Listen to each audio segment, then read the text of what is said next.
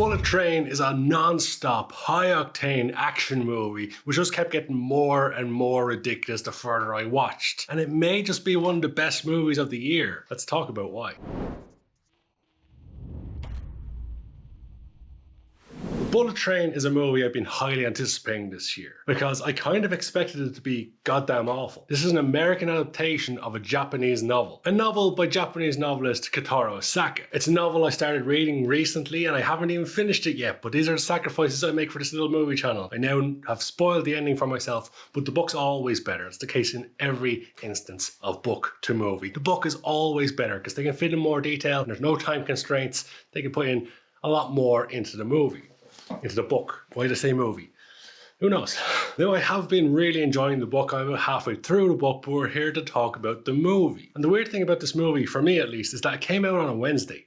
I found that really weird. Maybe that's happened more recently with other movies, but it's the first one I've noticed that's come out on a Wednesday. Maybe that's just in Ireland. Let me know if it came out on a Wednesday in your country and if you also think that's weird. But that's a small little point. So the logline of the entire movie is 5 killers end up on a train, who's going to survive till the end, something along those lines. And the story at the beginning is split up into different stories. You've got Lemon and Tangerine, played by Brian Tyree Henry and Aaron Taylor Johnson. They love the double barrel names for those roles. Those two, for me, were the standout performers in the movie. Those two had me laughing all the way through. And you can really see those two had a lot of fun in this movie. Then you've got Joey King, who plays the Prince. And as I mentioned when I reviewed The Princess, Joey King plays the young girl in every single movie for about the last 10 years. She's joined by Andrew Koji, who plays Kimura, the father whose child has been pushed off a roof by the prince and put in hospital, and he wants to get revenge by killing the prince. But she gets the jump on him and a whole thing ensues. And then you've got Brad Pitt,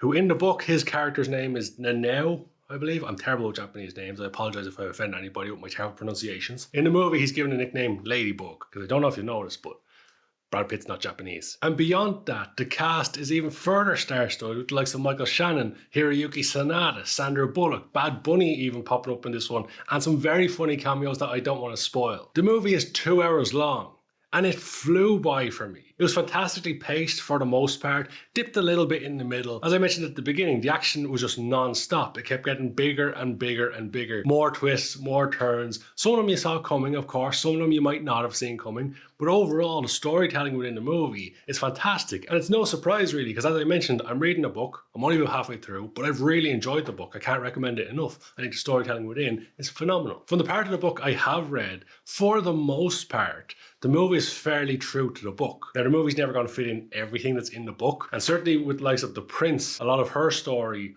is left out of the movie that was in the book. But for the most part, from what I've read, I can only talk about what I've read, the movie does stay true to the book. And the storytelling is fantastic. The pacing is fantastic. And a lot of the action is really good. Some of it is quite shaky cam and a bit crazy. But for the most part, it's quite enjoyable. There's a lot of twists and turns in there. There's a lot of characters in it. And I've mentioned with certain movies before that certain movies, Marvel Eternals is a great example. Certain movies have so many characters to introduce and so many characters to keep on screen and keep you interested about that they often dilute the whole story and people don't get enough screen time, characters don't get enough screen time or development time, and it just becomes a mishmash of nothingness. Well, that doesn't happen on Bullet Train. There is a good few characters. There's even characters introduced fairly late in the movie, but they're all pretty well developed, pretty well told, and it just works. This movie is fun. It's a hell of a lot of fun, and that's all you should expect from it. It's not one of the greatest stories ever told. It's possibly not even some of the best action you'll ever see in a movie, but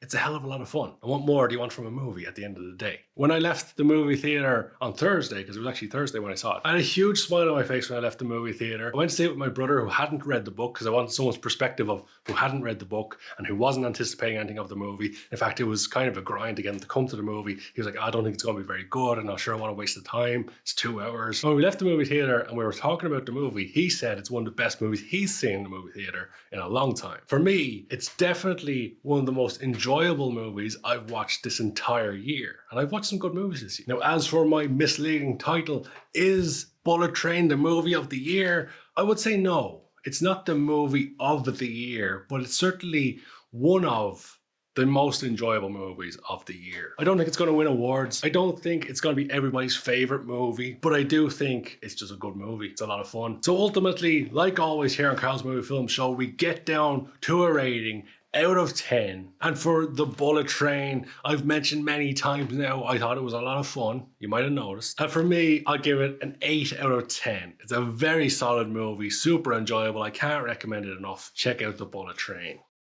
Wow. So, just checked up Rotten Tomatoes to see what the other critics were giving it, and it's got a 54% critic score on Rotten Tomatoes. Weird. Every other critic in the world is wrong.